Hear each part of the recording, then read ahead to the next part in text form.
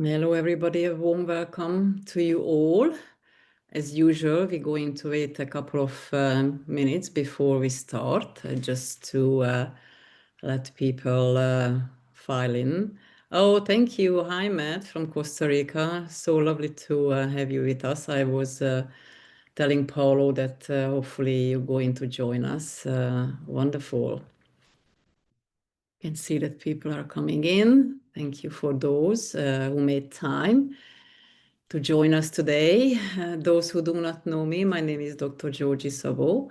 I serve as the Dean of Graduate Studies at Ubiquity University.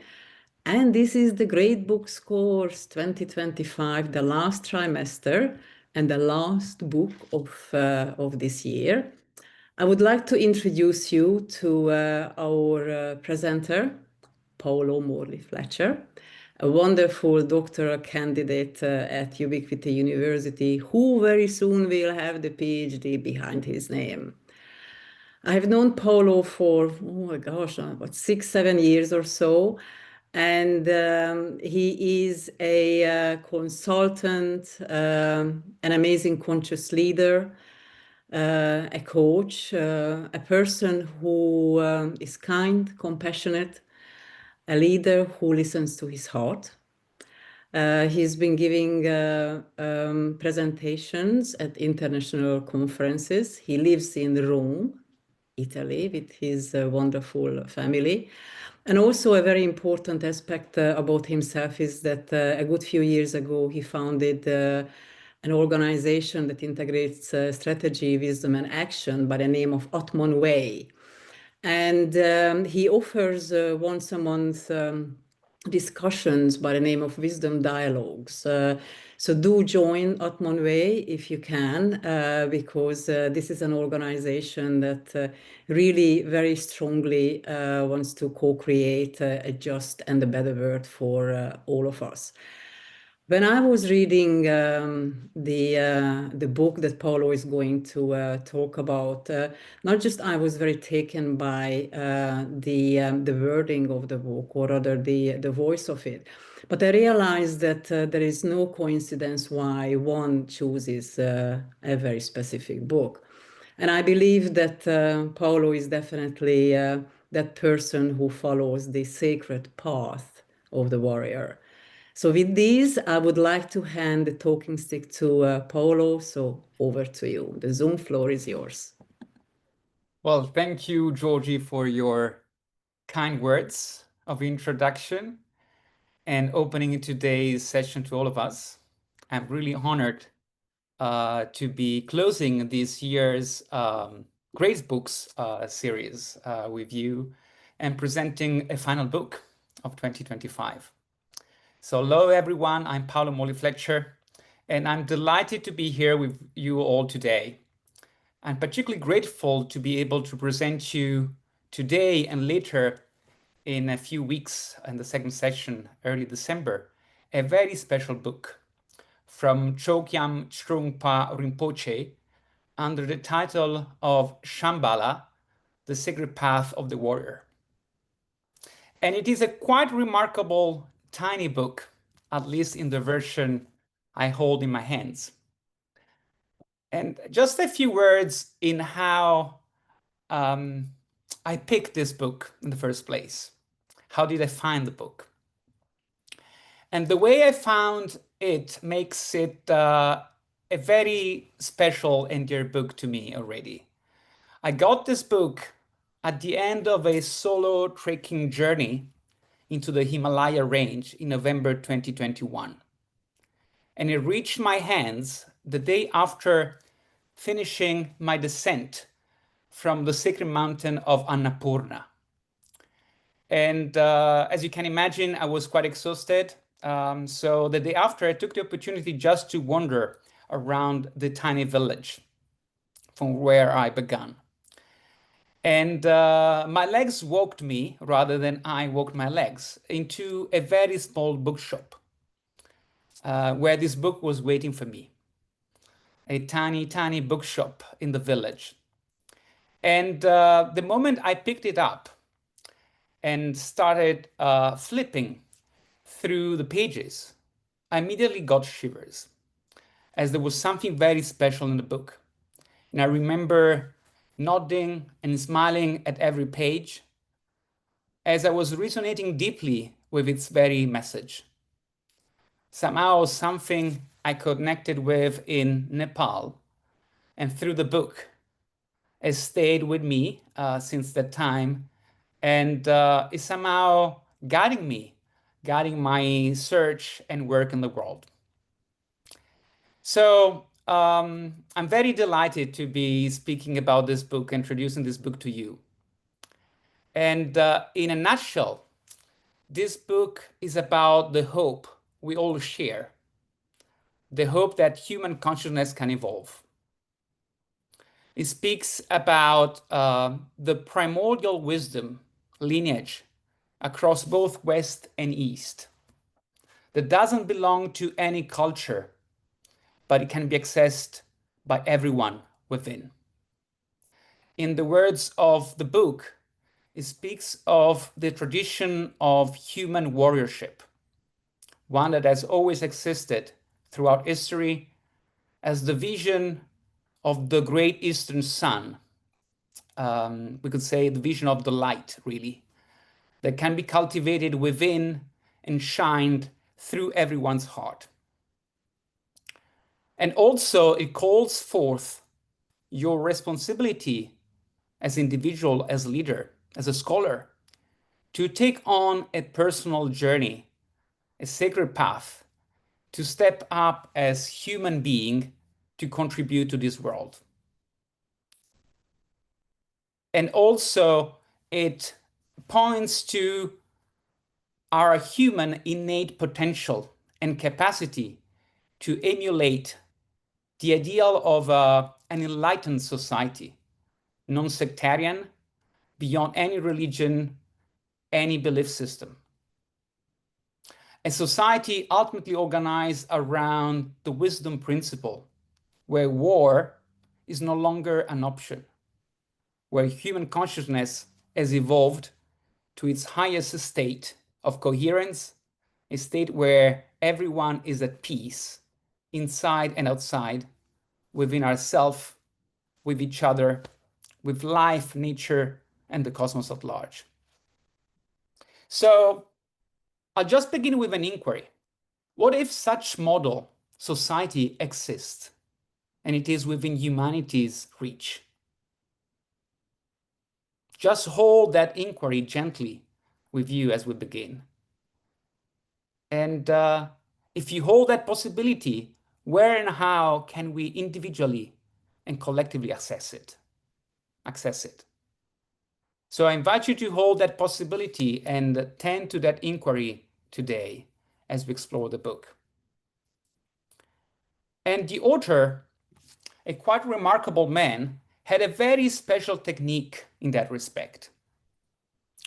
Trungpa Rinpoche, born in 1939 and died in 1987, was a Tibetan Buddhist meditation master, teacher, and also an artist, as it is visible from the many illustrations in the book made by himself. And after fleeing repression in Tibet, he came to the West and founded Naropa University in US, Boulder, Colorado. And the author was said to have a very special practice to find answers, to connect to a deeper place by looking into a mirror. Think about it. He would look into a mirror. Whereas today, most of us look at their phone, Trungpa would pull out a mirror, a tiny disc mirror he always carried on a cord around his neck, and gaze at the imagery that would unfold by looking into his eyes reflected in the mirror. So gazing into the mirror as if it were a window, it would see Shambhala. And I'll speak more about Shambhala, but it will see this sacred place and immerse in its teaching. So just that is something that I love The idea that you look into yourself. Imagine holding you in a mirror, looking into the majesty of who you are and where you belong, to open your senses, to open your ability to see and embrace a deeper and larger field of wisdom. So what if devices we are so dear to us today could actually take us inside ourselves rather than out of and outside?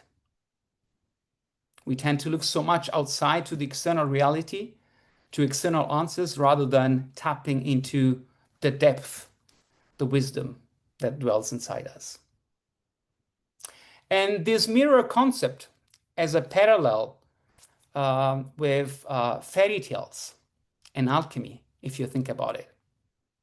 The idea of a magic mirror as a window into truth and a multi-plane perspectives can be found in many stories. If we look at the Snow White tale, for example, you probably remember that the queen has a mirror which she constantly consults, to the extent that she even asks the famous question, who is the fairest in the land? And she gets mad when the mirror reflects back the image of Snow White. And we could discuss about the meaning of that. And mirrors were seen as portals to another dimensions in various traditions. In a way, the idea of an inside-out reflection echoes alchemy and the principles of a correspondence of planes, linking the micro and the macrocosms, as above, so below, as within, so without. The idea there is a dialogue, there is an exchange as we look into ourselves. So the metaphor of looking into ourselves is central throughout the book and foundational, we could say, to establishing an enlightened society. The book starts with looking into a mirror. This is the way the author begins, to reconnect with a place of peace and wisdom. So this is extremely fascinating. And it somehow invites us to take a deep breath and be able to go within, to turn our gaze within and let the breath take us into this sacred land of Shambhala. So as we breathe together, breathe into the possibility that you can access a space of wisdom, the source of an elevated society that awaits us. So what is Shambhala and where is it? If we look at the etymology of the word Shambhala, we discover that in Sanskrit, it means a place of peace, of integrity, of tranquility, of happiness, and also a place of silence. So it conveys the idea that through silence, we get to a special place that speaks to us, that can guide us into a better version of ourselves, into a better version of humanity. In Persian, a similar word, very similar, Shambhala, means elevated candle. So the term connects with a sacred and elevated space of peace that shines light onto the world. And the word is also comes with a beautiful legend. A legend that recounts of Shambhala as a civilization of peace and prosperity. 1,000 years before the current era. Placed in the middle point and core of the earth, at the epicenter, we could say, of Middle Asia. A place associated with the myth of a a secret kingdom in the Himalayas, governed by a line of wise and compassionate kings, and standing as a beacon of light to the world. So a beacon of light up in the mountains, governed by wise and compassionate kings. How beautiful is that? And there is a mystery around its precise location, whether it has been invented, whether it ever existed. From many scriptures and ancient texts, it has been told that this site does exist up in the north of the river Sita, atop a circular mountain. And over centuries, seekers and explorers have searched into various areas between Kashmir in the northern India and the Arctic, often focusing on the Tarim Basin region, north of the Himalaya range, and close to the western edge of the Tibetan plateau, where the Mount Kailash is situated. Legends, in fact, claim that the kingdom of Shambhala had the axis of the earth located beneath the pyramid shape of the Mount Kailash. The Mount Kailash is a sacred mountain known by all main religions and often referred to as the center of the world. And it is said that turning the axis in the opposite direction could reverse time and war into peace. So that already comes with quite some magical aspects to it.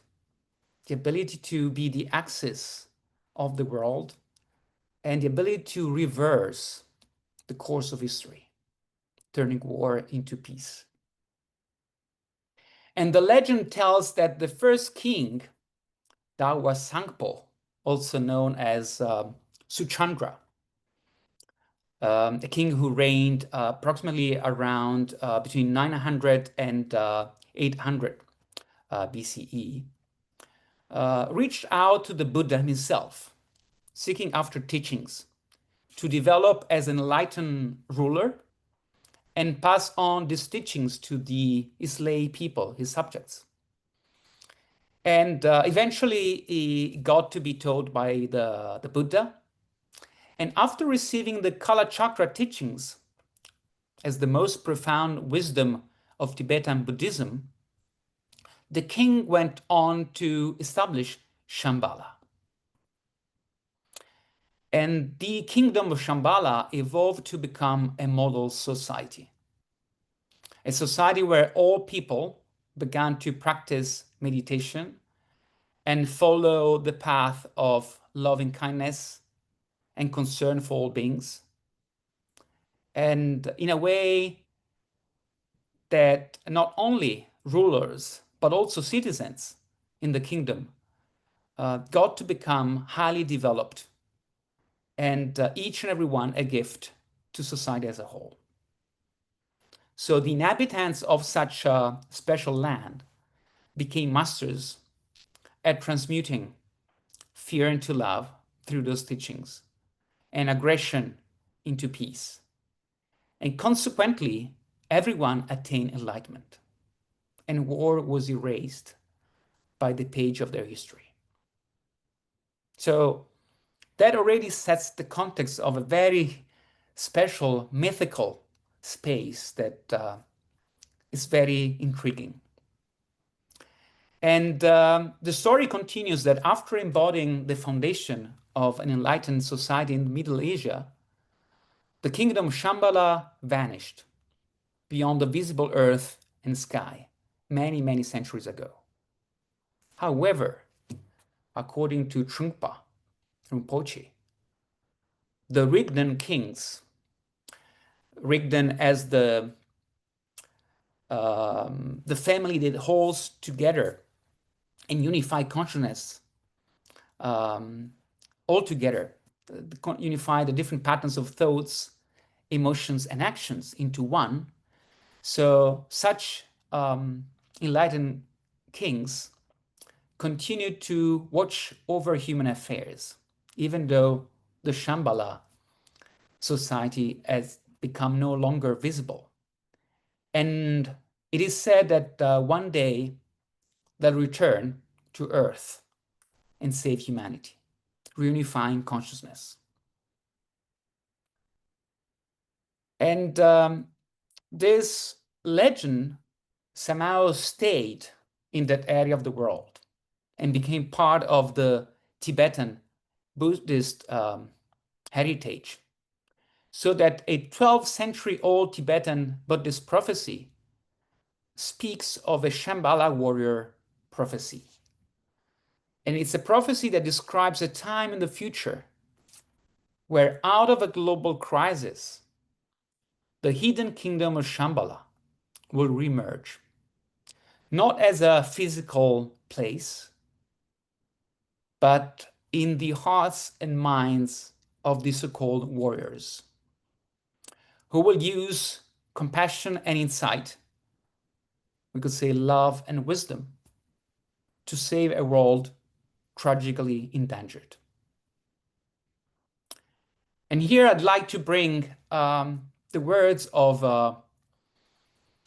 a very wonderful activist and Buddhist scholar, Joanna Macy, who recently died last July, who had been deeply touched by the myth of Shambhala and got in touch and worked with Chögyam Trungpa and described the Tibetan prophecy with very, very powerful words that I would just like to read.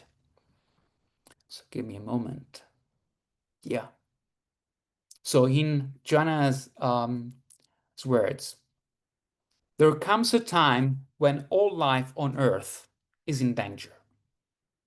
Barbarian powers have arisen. Although they waste their wealth in preparations to annihilate each other, they have much in common. Weapons of unfathomable devastation and death, and technologies that lay waste the world. It is now, when the future of all beings hangs by the frailest of threads, that the kingdom of Shambhala emerges. You cannot go there, for it is not a place.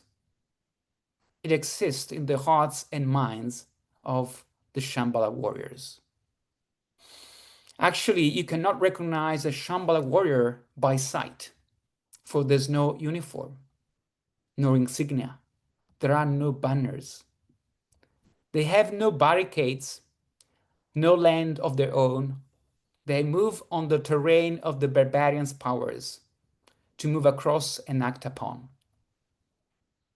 And now comes the time when great courage is required of the Shambhala warriors, both a moral and physical courage. For they must go right into the heart of the barbarian power to dismantle the weapons, to remove these weapons in every sense of the word. They must go into the corridors of power where the decisions are made.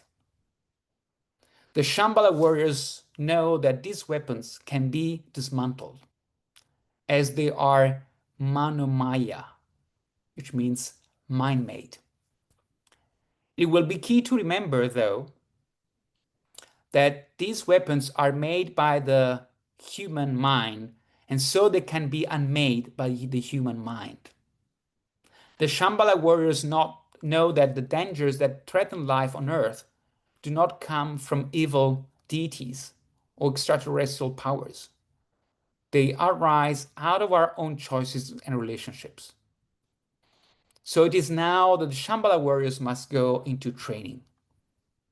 And they train in the use of two tools, two weapons. The weapons are compassion and insight into the interconnected nature of reality. Love and wisdom. Both are necessary. We need the first one because it provides us the fuel. It moves us out to act on behalf of other beings. But by itself, it can burn us out. So we need the second as well, which is insight into the radical dependent interconnectivity between all things. the web of life. And it lets us see that the battle is not between good and bad people. For the line between good and evil runs through every human heart. It is through this prophecy that we realize that we are interwoven as in a web, and that each act with pure motivation affects the entire web, bringing conscious consequences beyond our ordinary capacity to see. So this is the prophecy in the beautiful words of Joanna Macy. And in a way, it is a calling to compassion and wisdom as the key pillars to save the world, to reconnect a world that is fragmented, that is polarized, that is more and more divided. And like many prophecies, it shows some similarities with the state of humanity, doesn't it? So what if we are asked to develop that wisdom to see beyond and serve a larger field, to prepare for that moment described by the prophecy?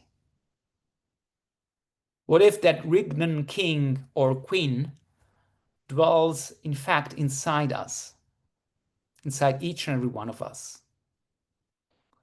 And you are now called to awaken that warrior, that bodhisattva, we could say, the world will need in the future. So this myth and prophecy act as the key premise and foundation of the book. And what is beautiful is that Shambhala becomes a symbol of a wisdom society and a society of peace, and also a metaphor for the individual and collective awakening and empowerment that we are called to make space for. As Shambhala is ultimately viewed as a sacred kingdom that dwells in everyone's hearts. And in such a way, it evokes both a possibility and a responsibility. A possibility to create a new world reality that is within reach. It's within our imagination. It's within our history. And at the same time, the responsibility to choose how we respond, how we act. Not pointing to anyone else external, but just to each and every one of us. It's for each and every one of us to become a warrior, a light warrior, to be the beacon of wisdom, compassion, and peace in the world. And it reminds us that there is a sacred wisdom that is accessible to anyone. It does not belong to any religion, nor just to the West or to the East. It is our human endowment. And going back to the mirror technique, I love the idea that such enlightened humanity can be found by looking right at the one in our mirror,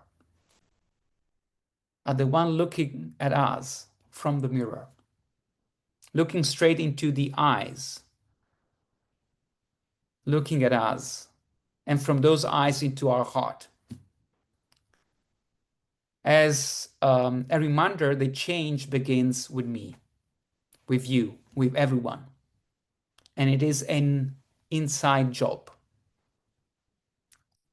And so it is beautiful to see how the book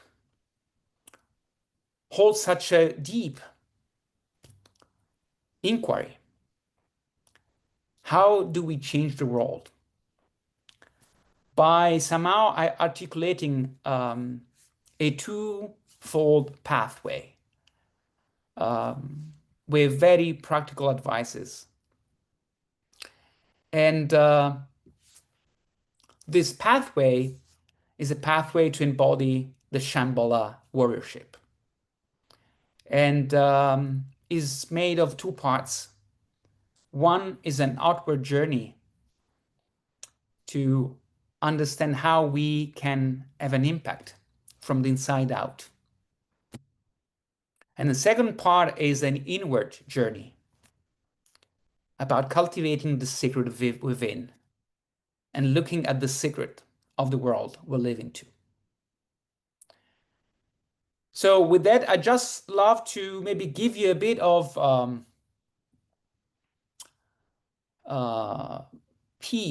perspective into the major concepts of the book. And one being the concept of warriorship. What the author means with warriorship. And the second one is where do we start from? How do we cultivate that capacity to create an enlightened society? So if we look at warriorship, is also present in the title, The Secret Path to the Warrior. In this context, warriorship does not refer to making war on other, as it views aggression as the source of all problems. Here, the word warrior is taken from the Tibetan term Paolo, which literally means one who is brave and fearless. We could say one who has courage. And already the word courage is a beautiful word that comes from the French, courage, which means, we could say, walking with your heart. So a warrior is a knight that walks with his heart and has an impact on the world through his heart. And warriorship, the way Trungpa defines it, is not a state of mind. It's the way we see the world.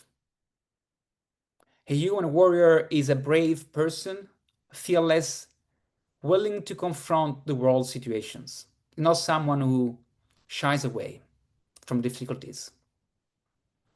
And Rinpoche recognizes warriorship in North America Indian tradition, as well as in Japanese samurai, as well as in the myth of the King Arthur and his knights. So a tradition somehow has always been present in our history, in our awareness, that is still accessible, it can be reawakened within us. And as such, a warrior, a knight, is one who embodies the principle of goodness. And the principle of goodness is the basic goodness in life. Again, as the key to warriorship is not being afraid of who we are.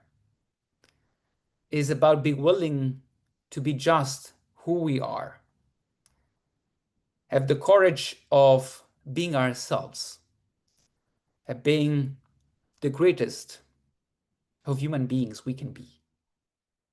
So it's really tapping into the sacredness of life, into our sacred humanness as who we are in essence and are called to be.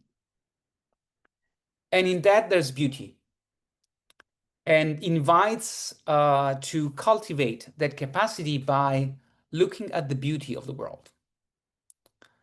Rinpoche was an artist. There are beautiful drawings and paintings throughout the book. And for him, every gesture, every physical manifestation is an expression of beauty. So in the way we act, in the way we express, we ultimately express beauty. We express life. We express the secret essence in our heart. And when this beauty is stripped of anxiety and fear, we get to see the world directly. And we get to cut through the fog. We'll get to lift the veil and see the real world.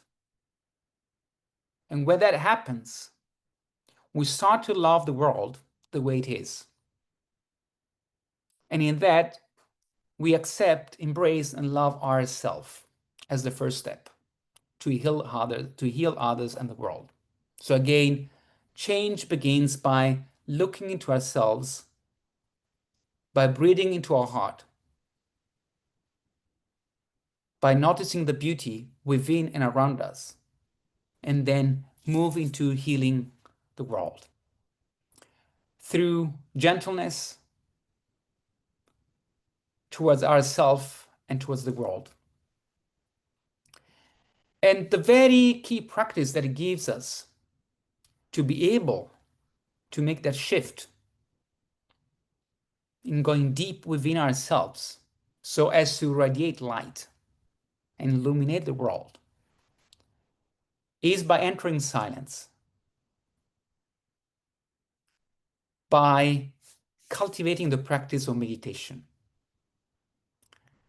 And although there are many definitions of meditation, the way he interprets meditation and the way he practices it is not a religious one or cultural one. It's about literally sitting on the ground to tune in into the genuine reality. It's the unconditional meditation for awareness. It's about training our way of being so able to synchronize our mind and body,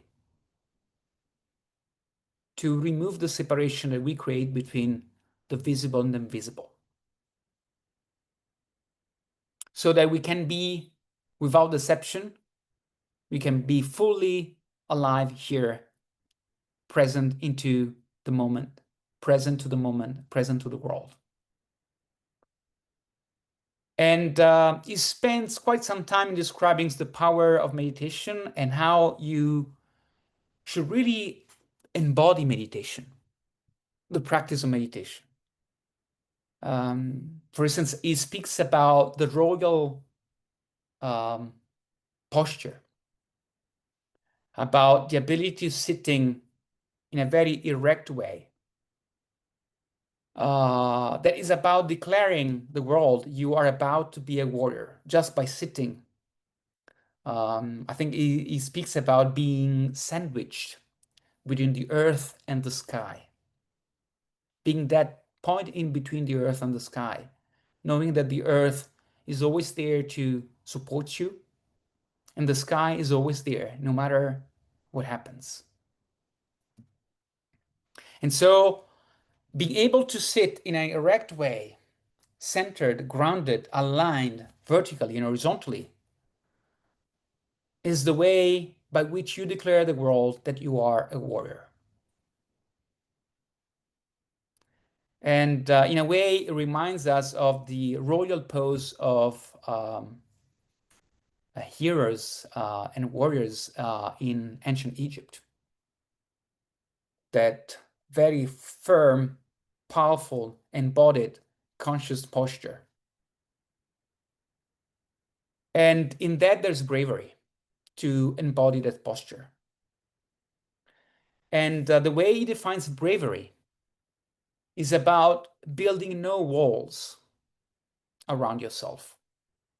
It's about not being an island, but actually being the bridge that connects everything. And again, the bridge begins with you connecting, opening. And that is the essence of being a warrior. Being brave, being fearless, refusing to give up on anyone and anything. And it is up to each and every one to save the world and to build an enlightened human society. And it's not something that we get from the outside, it's not an external teaching, but it's something that can be discovered inside. And until we illuminate ourselves by tapping inside, by opening through silence, through our heart to wisdom, we cannot illuminate others. And what I love is that the core principle of the Shambhala vision is not being afraid of who you are. And it means to look beyond our homes and think we can help this world. It's not about, not recognizing fears, but actually it's about looking at fear in the eye and be able to transmute it, be able to work through and process fear into something more elevated. And he calls it a responsibility where you are never off duty. And it starts with discovering what inherently we have to offer to the world. It invites you to discover what are your inner gifts. Who are you? What are you here for? What do you bring as unique that makes the difference in this world? And it's about appreciating your basic goodness as human beings. And again, that appreciation, that appreciative perspective is something that can be cultivated through meditation. In the words of Trungpa, by simply being on the spot, royally sitting as if you were a queen or a king. And you develop that sense of place, or what is your place on this earth. Focusing on your breath and be able to have your mind working in union with your breath and maintaining your body as a reference point so that you are working with your mind and your body together. And as you sit simply as a warrior, something magical emerges. There's this sense of individual dignity that arises. And so meditation is seen as the first step. And that can be quite counterintuitive in our world, where it's all about action. It's all about getting things done. It's all about be frantic. No, here meditation is the first step to create silence within and around you, to look fear in the eye, and to be able to overcome the inner and outer warfare within you and within the world. And so under this lens, meditation is what takes us into our heart and the heart of the world. And it's beautiful that the heart, through the silence, through our breath, simply by breathing, something shifts in our heart. There's a change of heart that gets activated. By simply letting yourself be as you are, you develop a genuine sympathy towards you and towards others. In a way, it reconnects with the idea of the awakening bodhicitta, the genuine heart within yourself opens as you create tenderness to protect the world around you. So your heart opens like a lotus flower, and with its petals embraces you and protects the world. And as you open your heart by entering silence, by focusing on your breath, you are then equipped to face fear.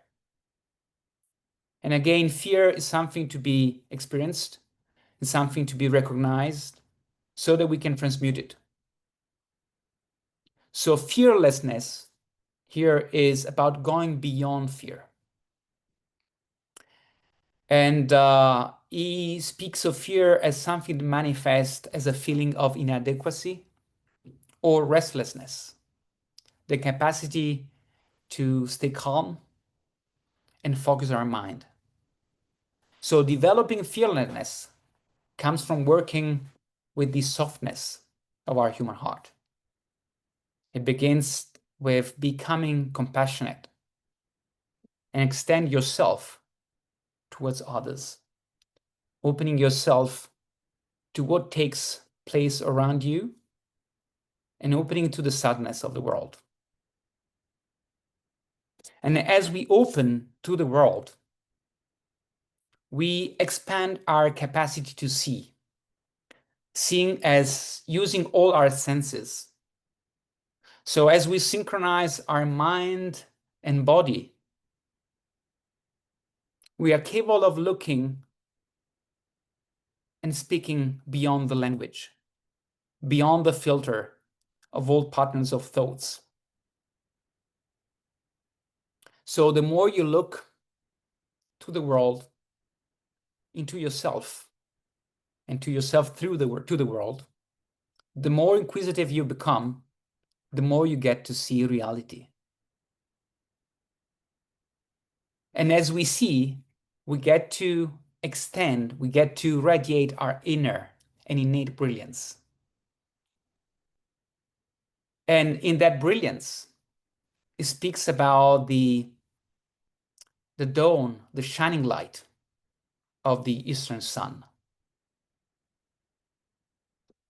So that when we are fully awake, it speaks about our innate wakefulness in our being human.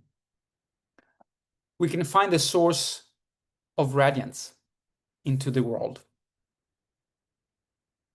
And in this source of radiance that he ultimately associates with our heart capacity, the capacity of the warrior to walk with his heart, you realize that you can uplift yourself as a human being, appreciating who you are and projecting a vision that is ultimately about celebrating life and celebrating the sacredness of life, serving a very sacred world and cleaning it up.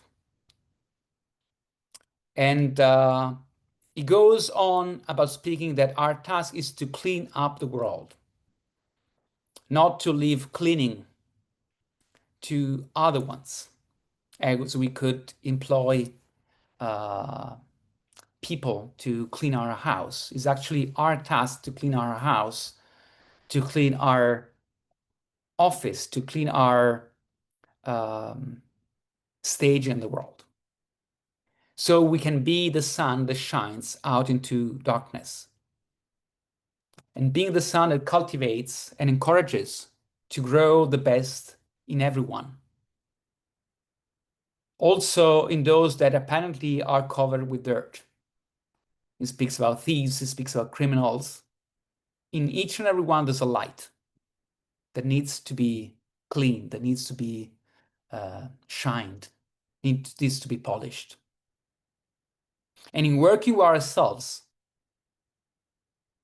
cleaning up begins with honoring the truth, shedding any hesitation, even if it is unpleasant. And as we honor the truth, as we speak the truth, as we speak our heart, we let go of what no longer serves us, the patterns of thoughts and behaviors. And here it speaks about the way of the coward. The way of the coward is about covering ourselves as a cocoon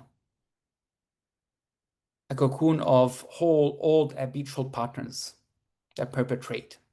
To be a warrior is to break that cocoon, is to break the patterns that no longer serve us, even if it's something that creates fear in us. And so this is so beautiful because it reconnects with the idea and the theory of how actual transformation, change works, about the ability to transform, going beyond the form, the current form, to become something new. And in that, there's daring, in stepping beyond our hope and fear to help even when we don't know how to help. But just the act of putting ourselves there, to dare to act, to dare to be the one that makes a difference, no matter how small, is the act of courage, is the act of warriorship. And maybe I'm not conscious of time, but just say one final thing before posing, is that he speaks about the discipline that we need to cultivate. That is the discipline of the bow and the arrow. To be gentle and flexible as the bow, and sharp and direct how the arrow is in hitting the target. And when we release the arrow, we need to fully trust the outcome in a very egoless way, to trust that we've done whatever we could, but not be attached about the final result. So ultimately, it's an act of balance. And it's an act of balance that takes us to balancing the earth and the sky. The earth as gravity, as practicality, and the sky or the heaven as the vision. So balance, wisdom, and our warrior act into the world comes from that ability to join practicality with vision, letting go of any embarrassment about being who we are, and living up to the challenge of being fully human. And in that, acknowledging our innate wisdom that can be experienced anytime as we go in silence, and tap into that source of energy that runs through each and every one of us. He calls it that horse wind power. And so what I'm touched most by the book is this invitation to change, to contribute to the world, a journey that starts with each and every one of us. And as we change, we get to change humanity, because we are humanity. There's humanity in me, I'm humanity, we are humanity. And as much as I change, humanity evolves. And it starts with looking into our deep self and tapping into this larger reservoir. So what if the ultimate warrior is a peace warrior, one that is capable of creating peace within himself or herself and outside of the world? So as maybe I'll pause here, Georgie. What do you think? And maybe open up with some comments and questions. Thank you, Paolo. Yes, let's leave some for next time too. We could listen to you forever, but wonderful presentation. Thank you. Very rich and insightful. Before I share my comments, I'd like to extend a warm welcome to a very special lady who is with us, Dr. Anne Baring, who is actually Paolo's major advisor and recently published this book, which I'm not sure you can see.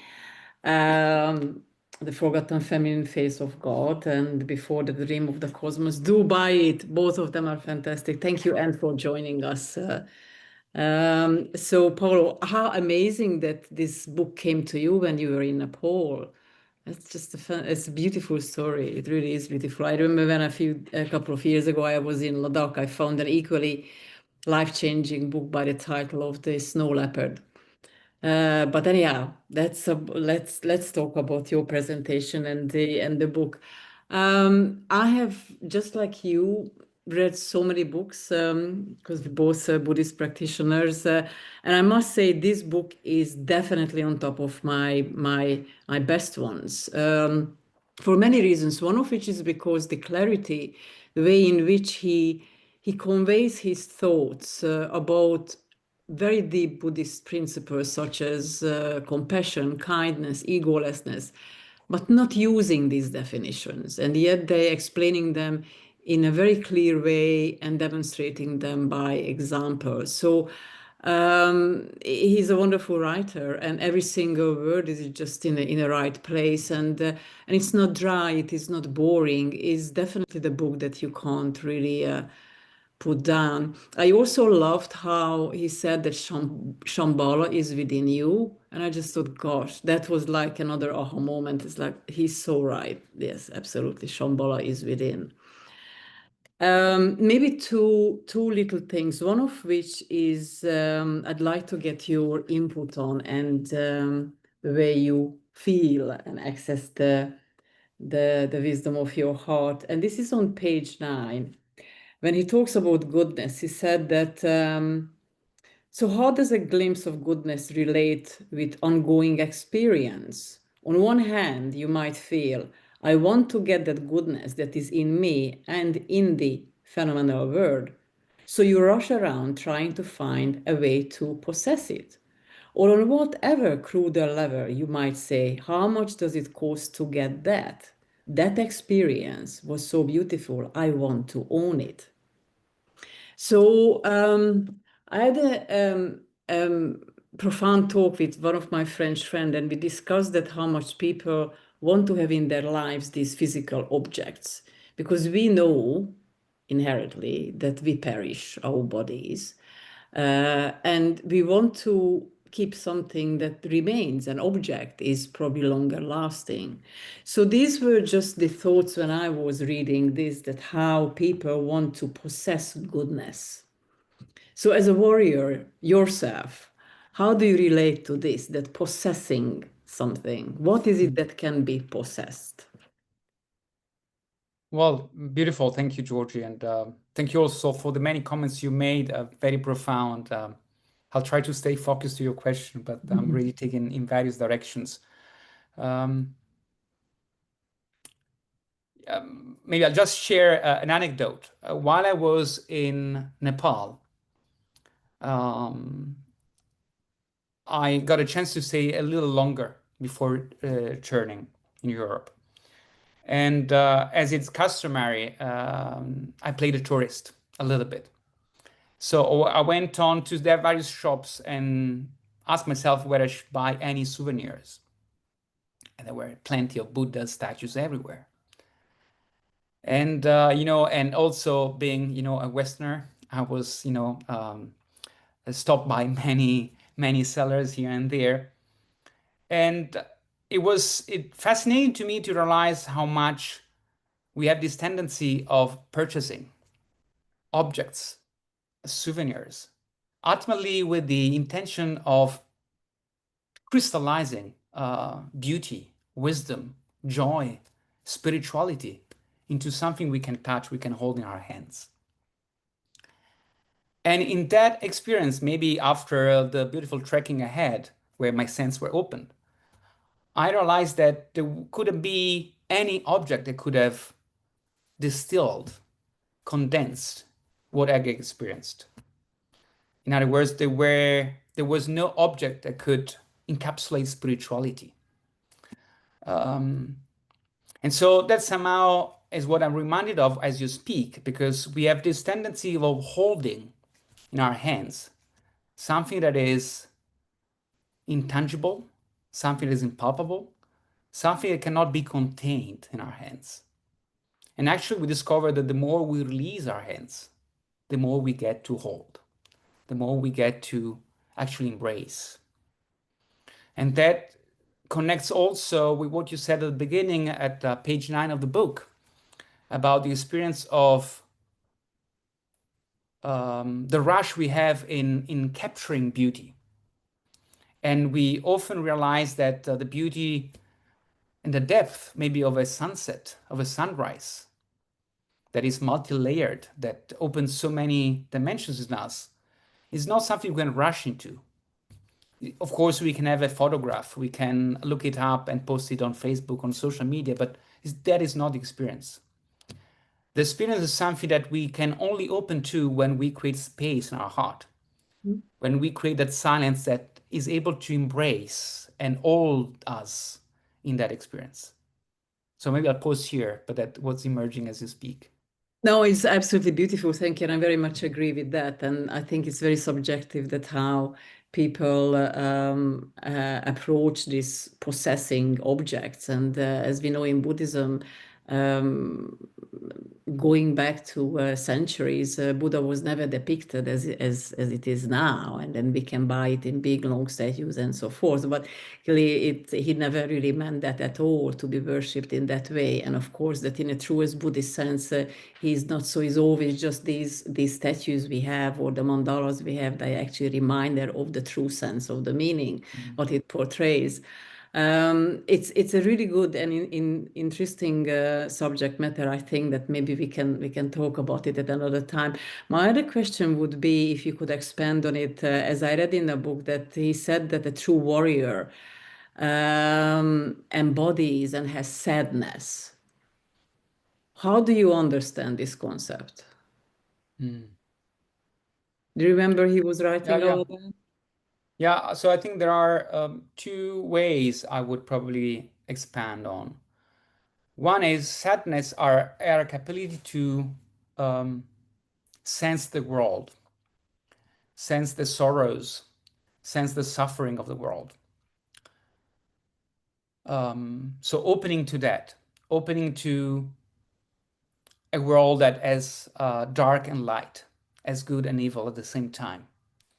So it's not all about good, right? Um, and in that, developing that compassion to have passion with the world. But also is that ability to soften our heart, to embrace our vulnerability, to embrace our difficulty in living this life. Um, and also maybe living our life along with others. And so it's not about, closing our eyes or one eye or the other, but actually is seeing everything so we can hold, so we can embrace. And that it speaks about these, I don't know, in my words, I would use this soft power rather than hard power. Rather than hardening our heart, it's about softening our heart so we become stronger and we become better leader to live up to the challenge of being human and live life at our fullest. Mm. Yeah, thank you. Thank you. Yeah, he's as I said again, this book is just the way it is written, the way he wrote it. That as you said, that he's a true warrior is always on duty, which is like in a sense that 24/7 you are in service of humankind, and he never really actually pushes these terminologies down your throat. That it just conveys it in a very simple, clear way that is so accessible to anyone. It really should be a must to read for all, because it really has clearly the Buddhist background. Yet that's not his focal point, and it's just the clarity of his writing is impeccable. Absolutely. Thank you for introducing this book to me and to us. I'd like to open up the floor to others. We have some comments. There is one from Olivia in the question and answer. The idea of transmuting fear being a core practice is very powerful. Do you have advice about this practice? Can you see that, Paul, this question in the Q&A? I cannot see it at the moment. I cannot locate it. Okay, it's in the bottom next to the share. Can you read it again? Sorry, so that Yes, I can. of course. The idea of transmuting fear being a core practice is very powerful. Do you have advice about this practice?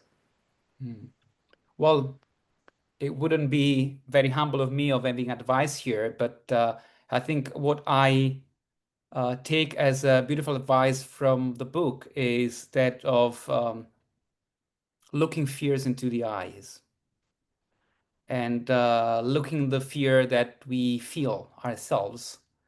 And the more we look into it, the more we shine light on it, the more we get the possibility for fear to dissolve. To dissolve in the sense that it transforms into something different. And and for me, that ability of seeing, of shedding light onto the shadows, onto the fears, per se, as the capacity to heal, as the capacity to transform. So I'm not sure how this is answering into the chat, but and that can be, as little as big as it is described in the book about going to silence and meditating just by breathing into the fear that we feel, the fear that we see in the world. And even if that doesn't seem to move any needle, it actually does in the philosophy of the author, because we get to basically direct our energy and our intention towards dissipating, transforming that fear into a higher level of frequency. Thank you. Thank you, Paolo. Well, Olivia, if would like to, what we can do is that I can open your audio channels and you can ask more questions from Paolo. You can message us if you wish. There's a wonderful comment from Linda De Hart in the chat box. Linda, on the Ubiquity YouTube channel, you can rewatch this presentation and hopefully you can join us next month as well. There's a beautiful message from Anne. And I would love to hear from you, Viva Voce, but if you don't, I'm not going to press you whatsoever. But there are a couple of people I would like to hear from. One of them is dear Victoria Moore, our Dean of Students. I'm going to, yes, thank you. You put your hand up. I already opened your audio channels. Please share us your comments. Paolo, your presentation was absolutely fantastic. Can you hear me? Yes, and thank you. Absolutely. You were a marvelous, marvelous person. And to have a book, Sacred Path for the Warrior, is just a foundational book for human wisdom. You couldn't have chosen a better book, I think. I was impressed when we talk about meditation and our breath and moving into what we fear and the silence, and to look at both dark and light, and to embrace the fear and embrace our vulnerability. And that is how we seek truth, with gentleness and patience and bravery for the world around us. It's so relevant, as you say, to the tumultuous time that we live in right now with our politics and finding nonviolent action. And when you spoke about shedding light into the shadows, gives us the capacity to heal. It's difficult to choose which words to share, because you have done that. But to say that change begins with each person, and that we find compassion and wisdom to save the world in our own way. And the last thing, that Shambhala is a symbol of wisdom and a society of peace, and that it is the sacred kingdom dwelling in each of our hearts, and that we have this responsibility to choose how to react and to respond and to become a beacon of light to the world. It's just marvelous. Again, you've chosen one of the most amazing books in the whole world, and I thank you for that, Paolo. Grazie mille. Well, thank you, Victoria, for your beautiful words and very touching. And you beautifully summarized everything and also went beyond. For me, the book is very relevant today as it speaks to a situation with many similarities with what we're experiencing today. If you think about increasing technology that risks to go beyond our control and hit us back, or the escalating war narrative in geopolitical context, expanding the fragmentation and polarization consciousness. So the prophecy of the Shambhala warrior that's so central into the book is really something that speaks to us. And again, rather than put us in a situation of despair, it gives us hope in being capable of contributing in our own way. Indeed. So thank you for your comment and thank you for being here with us. Thank you, dear. Thank you, Victoria. Always a pleasure. Matt Robertson, I'm so glad you are here with us. I opened your audio channels. Please share your comments with us.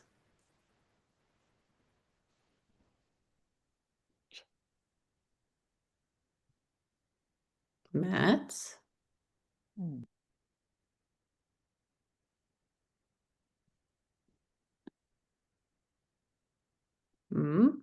Something is not You right. are muted, Matt, so maybe you need to unmute yourself if you are allowed.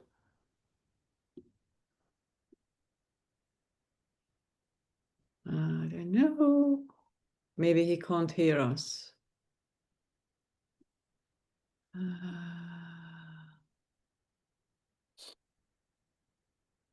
That's a bit strange.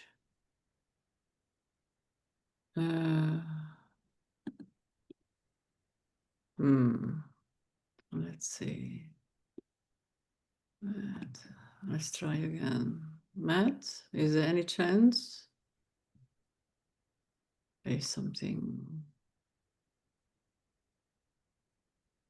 Well, he's in Costa Rica, so maybe there are some distance problems in internet, who knows? He's in a very peaceful land. Yes. But until then, for example, Laura Medzen, I know she's here. Laura, would you like to share anything with us?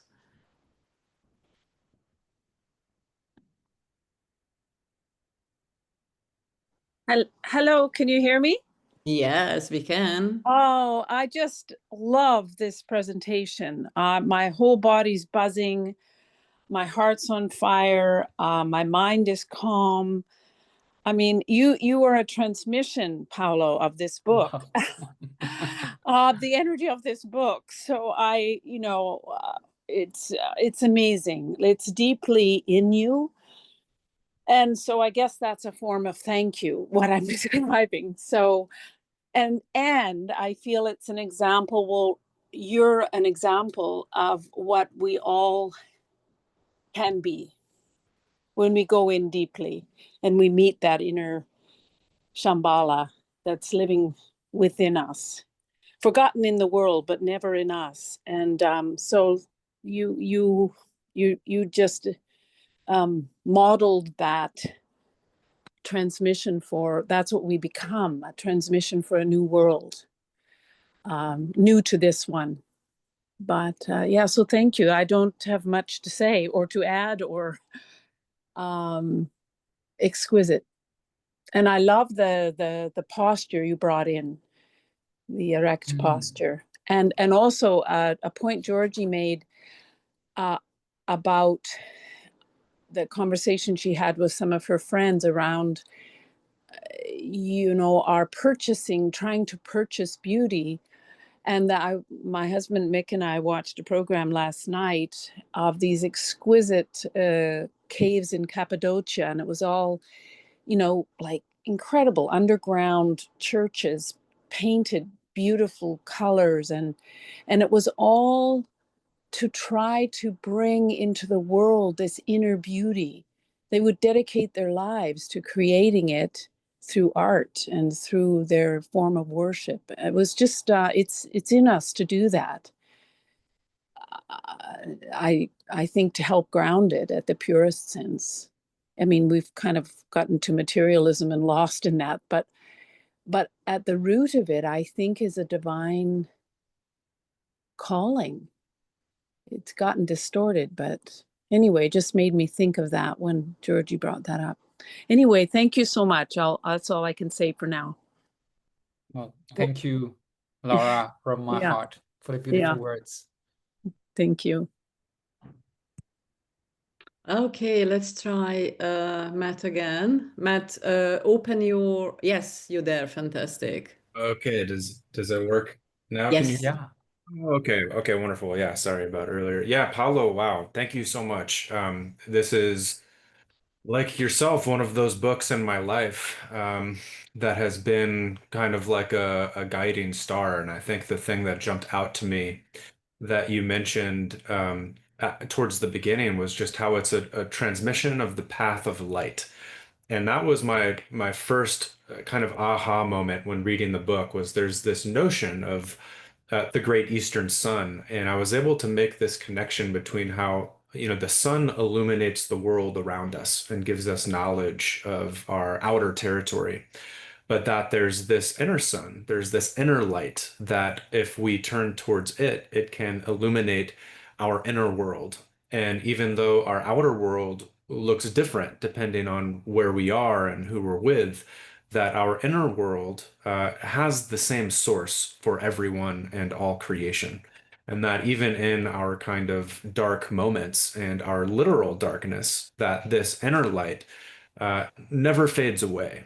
And so the comment earlier about fear, you know, for me, a big part of this is how it's always accessible to us. In the high moments, in the low moments, it's there unconditionally, ubiquitously, and that it's accessible to us very simply through the power of choice and remembrance. And it is actually that simple that if we can just choose to reorient our attention, you know, and pull back the energy from chasing, you know, the external and turn our attention and mind back on in ourselves, that this whole world of light and inner wisdom and knowledge becomes immediately accessible to us. And so for me, you know, the big kind of lesson that this book has given me is that there's hope, that the changes that the world needs, you know, are not these gargantuan shifts, but actually just these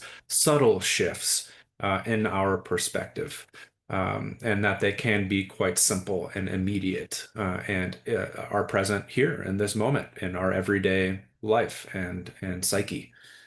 So yeah, thank you. Like others have said, you it was just a brilliant transmission, and I can't wait for the next class. And really fun to connect with those aspects of your teaching and share my own little comment here. So thank you so much. Well, thank you, Matt. I love you bringing the sun, the outer and inner sun, and how our inner sun is a reflection of that capacity to shine light. I think that Rinpoche uses the metaphor of the sun who shines on anything. So it doesn't it doesn't discriminate between one piece of land or the other. If a nice flower or a flower that's not so nice, right? And so in that, there's an invitation to generate warmth and compassion for others all alike, without laziness, without our ego stepping in the way. And I also love you speak about choice, because ultimately the book awakens our ability to choose where we direct our inner light towards, at least choosing to use that inner light. And for me, the word choice brings the idea of agency, the fact that we are actors of change, we can change, we can contribute. And how beautiful would be if leaders of all the world would actually see that each and every one of us, each and every leader has the capacity to choose and change and elevate consciousness all across the world. So thank you, Matt. Excellent. Thank you. Thank you, Matt. Anybody else would like to share a few words? Please put your hand up. I'm auctioning off Paolo right now. Anne had to leave, unfortunately. She said goodbye. But it seems that... I'd just like to share one anecdote. Please. So two things. One is, I think Laura said something beautiful around beauty and our crafts. She didn't use that word, but our capacity to build beauty, to create beauty. So not possessing doesn't mean that we don't need to create beauty. And every action, every gesture, as the author says, is an expression of our beauty and of beauty in the world. So I think that this is something that we can appreciate the beauty and the beautiful objects that have been created by craftsmen, by artists, to encapsulate or to express that inner vibrance. And I want to mention that while I was acting as a tourist in the last days of my journey in Kathmandu, I did purchase a few things in the end, not as many as I was asked. But there were so many Buddha statues everywhere. And I was really hit by a different version of the Buddha, which I hadn't seen before. That somehow is very connected with the Shambhala prophecy about a 25th regnant king that will emerge when the time is right to save the world. And in the legend, in the prophecy, that regnant king is called Maitreya and is a Buddha that for some already exists, for others is about to train, for others still to come, and for others is in each and every one of us. But it is a Buddha that is a standing Buddha, a Buddha that is no longer sits, but actually stands as a warrior. And today, as I was preparing, I did take with me the statue that I bought and that I want to show you here. And so it's a very special Buddha statue, very atypical in a way, with this very special posture, standing firm. He has this cape that looks a bit like is winged, and with a finger pointing up and another finger pointing down to the earth and the sky. So it goes back to the idea of being that bridge between the above and below. And what is most fun is that I kept this statue in a portion of my bookshelf, just in front of a tiny mirror. So today, when I picked it up, I realized that the Buddha was there, connecting with the mirror that I can hold to look at myself and to the eyes in the mirror, reconnect with Shambhala. So just want you to share that fun little anecdote. Wow, what an amazing anecdote. It's the best way to bring this session to a close. Thank you so much, Paolo. Deep gratitude, amazing session. And thank you to Victoria, Matt, Laura, Olivia, Linda, and those who contributed. We look forward to seeing you again in December for Paolo's second presentation as the last one of the year. So please do join us, and until then, stay safe and well, and all the very best to you. Thank you again. Take care. Bye-bye. Thank you, Georgie. Thank you, everyone. Bye. Bye.